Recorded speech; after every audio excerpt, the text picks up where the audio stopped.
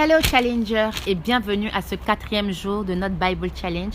Et comme vous le savez, nous sommes en Matthieu 4. C'est une grâce de nous retrouver une fois encore sur cette plateforme et que Dieu bénisse la lecture de sa parole. Aujourd'hui, nous parlons de la tentation de Jésus. Nous parlons de Jésus qui commence son ministère en Galilée et de comment il a abordé, fait venir à lui ses disciples, ses premiers disciples. Mais j'aimerais qu'on prie. Père, je te dis merci. Merci pour la vie de toute personne qui entend le son de ma voix. Merci pour ces paroles, Père, que tu déposes dans le cœur de tout un chacun. Je prie que ces paroles puissent grandir davantage et puissent refléter dans nos vies, dans le nom puissant de Jésus. Amen. Hier, nous avons parlé de Jésus qui s'est fait baptiser par Jean et lorsqu'il sortit de l'eau, une voix se fit entendre dans le ciel qui dit « Celui-ci est mon fils bien-aimé en qui j'ai mis toute ma joie. » Et aujourd'hui, le chapitre 4, verset 1 commence par « Ensuite, l'Esprit de Dieu conduisit Jésus dans le désert pour qu'il soit tenté par le diable. » Mais je me demande, l'Esprit de Dieu peut conduire quelqu'un à un endroit pour qu'il soit tenté par le diable? Mais c'est la Bible qui nous dit ici. Ensuite, l'Esprit de Dieu conduisit Jésus dans le désert pour qu'il soit tenté par le diable. Après avoir passé 40 jours et 40 nuits sans manger, Jésus eut faim. Le diable, le tentateur, s'approcha et lui dit « Si tu es le Fils de Dieu, ordonne à ces pierres de se changer en pain. Si tu es le Fils de Dieu. » Alors qu'au chapitre précédent, c'est-à-dire hier, nous avons étudié que une voix s'est fait entendre dans le ciel qui a dit « Celui-ci est mon fils bien-aimé en qui j'ai mis toute ma joie. Celui-ci est mon fils bien-aimé en qui j'ai mis toute ma joie. » Et aujourd'hui, au chapitre 4, au chapitre où nous sommes, le diable vient et dit à Jésus « Si tu es le Fils de Dieu. » Laissez-moi vous dire que le diable a intentionnellement omis le thème bien-aimé, l'expression bien-aimé, parce qu'ici doit venir vers nous dans ce contexte et utiliser les promesses de Dieu sur nos vies. Il aura échoué son plan. Donc le diable vient à Jésus et lui dit « Si tu es le Fils de Dieu » en enlevant bien-aimé. J'ai une vidéo sur YouTube, sur notre chaîne YouTube appelée Challenge Channel, où je parle en détail de cette partie, où je parle de la promesse de Dieu sur ta vie, Fils de Dieu bien-aimé. Donc, si après cet épisode, vous voulez en savoir plus sur la vidéo, elle se dénomme « Comment le diable nous joue des ruses ». Challenge Channel, souveraine à Moaco. Mais continuons la lecture. Jésus répondit « L'Écriture déclare « L'homme ne vivra pas seulement de pain, mais de toute parole que Dieu prononce. » Et je suis heureuse de t'annoncer qu'au travers de ce Bible Challenge, jour après jour, nous ne vivons pas seulement de pain, mais de toute parole que Dieu prononce au travers de sa parole qu'est la Bible. Le verset 5. Alors le diable l'emmena jusqu'à Jérusalem, la ville sainte, le plaça au sommet du temple et lui dit « Si tu es le Fils de Dieu, jette-toi en bas, car l'Écriture déclare. Dieu donnera pour toi des ordres à ses anges, et ils te porteront sur leurs mains pour éviter que ton pied ne heurte une pierre. » Mais je remarque ici que c'est un combat d'Écriture déclare. Le diable dit l'Écriture déclare. Jésus revient et dit l'Écriture déclare aussi. Ma question ici est, sommes-nous ancrés dans la parole de Dieu? Que lorsque nous sommes face à de telles tentations, qu'est-ce que nous disons? Est-ce qu'on pourra aussi en retour dire l'Écriture déclare? Parce qu'on constate ici que le diable connaît bel et bien l'Écriture. Le verset 7, Jésus lui répondit, l'Écriture déclare aussi, j'aime bien le thème aussi, ne mets pas à l'épreuve le Seigneur ton Dieu. Le diable l'emmena encore sur une très haute montagne et lui fit voir tous les royaumes du monde et leur splendeur. nous voyons que le diable ne faisait que le transporter, le déplacer d'endroit à endroit. Mais je fais une remarque ici. Le diable avait-il donc accès à la présence de Jésus? Vous savez, dans le temps de Job, Dieu avait tellement foi en Job, si je dois utiliser le thème, qu'il disait que même si un homme devait le décevoir, Job ne va pas le décevoir. Et il avait cette conversation avec le diable. Donc le diable avait-il aussi accès à la présence de Dieu? Si le diable a accès à la présence de Jésus et même à la présence de Dieu le Père, donc ça veut dire que nous ne sommes pas à l'abri. Mais la bonne nouvelle ici, c'est que même si le diable a accès à ta présence, laisse-moi te dire qu'il n'a point accès à ta personne.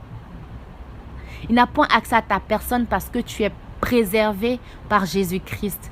Et j'ai aussi une vidéo sur YouTube qui parle du diable qui n'a point accès à ta présence. Donc vous pouvez aussi aller la checker. Nous sommes au verset 9. Le verset 9 dit: et lui dit, je te donnerai tout cela si tu te mets à genoux devant moi pour m'adorer. Le diable demande à Jésus de se mettre à genoux devant lui pour l'adorer. Dans le début de son ministère, dans le début du ministère de Jésus, le diable l'approche pour lui demander une seule chose, celle qu'il se mette à genoux devant lui pour l'adorer. Le diable même recherchait que Jésus l'adore. N'oublions pas que le diable connaît bel et bien l'importance de l'adoration. Pour ceux qui ne le savent pas, avant qu'il soit chassé du royaume de Dieu, c'était le premier ministre de l'adoration. Il avait pour ministère de louer et d'adorer Dieu. Et c'est lorsqu'il a convoité le trône de Dieu que Dieu le chassa. Donc il connaît bien l'importance de l'adoration. Et aujourd'hui, je me dis que si le diable a eu opportunité de parler à Jésus, d'être dans sa présence et de lui demander une chose, que celui-ci l'adore, à plus forte raison, nous. Qu'est-ce qu'il nous demande de faire qu'inconsciemment, nous le faisons sans vraiment prendre compte? Nous avons un grand pouvoir, celui de rendre notre adoration à Dieu seul. Ne satisfaisons donc pas ce désir que Dieu mérite pour le donner au diable. Ne privons donc pas Dieu de notre adoration. Le verset 10 dit: alors Jésus lui dit, va-t'en Satan, car l'Écriture déclare, adore le Seigneur ton Dieu et ne rends de culte qu'à lui seul. Va-t'en Satan. Verset 11, cette fois le diable le laissa.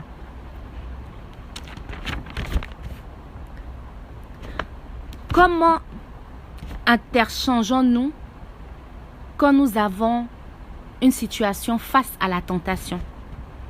Est-ce que tu entretiens les conversations de la tentation ou tu dis comme Jésus, va-t'en Satan? Cette fois le diable laissa. Des anges vinrent alors auprès de Jésus, se mirent à le servir. Le verset 12.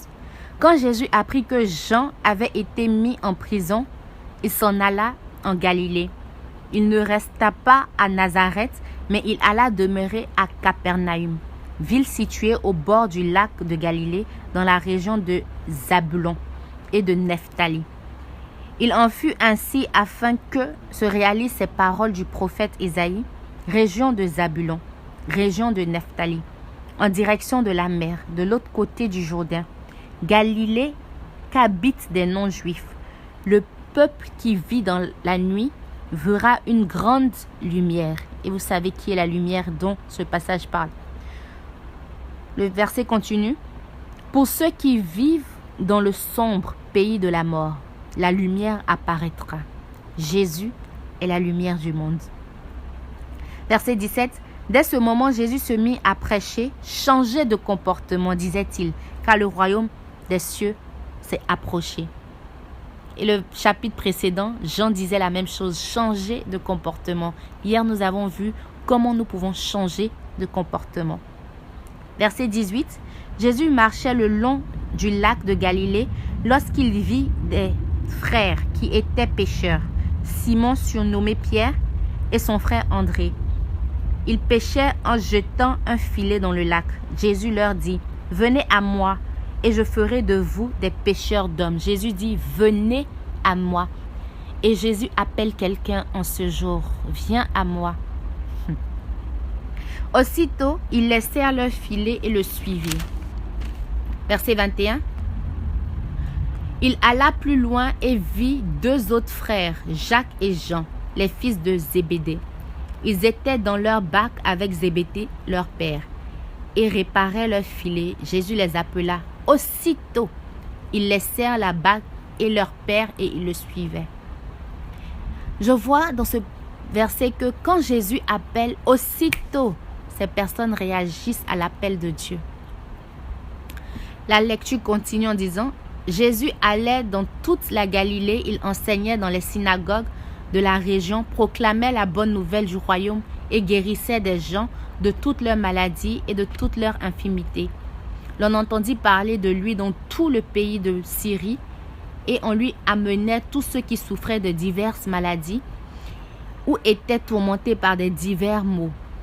Ceux qui étaient possédés d'un esprit mauvais ainsi que les épileptiques et les paralysés. Et Jésus les guérit. De grandes foules le suivirent. Elles venaient de Galilée, de la région des 10 villes, de Jérusalem, de Judée et du territoire situé à l'autre côté du Jourdain. Que Dieu bénisse sa parole. J'aimerais te rappeler que si tu as tout oublié, n'oublie pas que même si le diable a accès à ta présence ou à ma présence, il n'a point accès à ma personne. Pourquoi? Parce que je suis ancré en Jésus-Christ. N'oublie pas aussi que le diable, comme Dieu, veut une seule chose de nous. Et nous avons ce pouvoir d'adorer.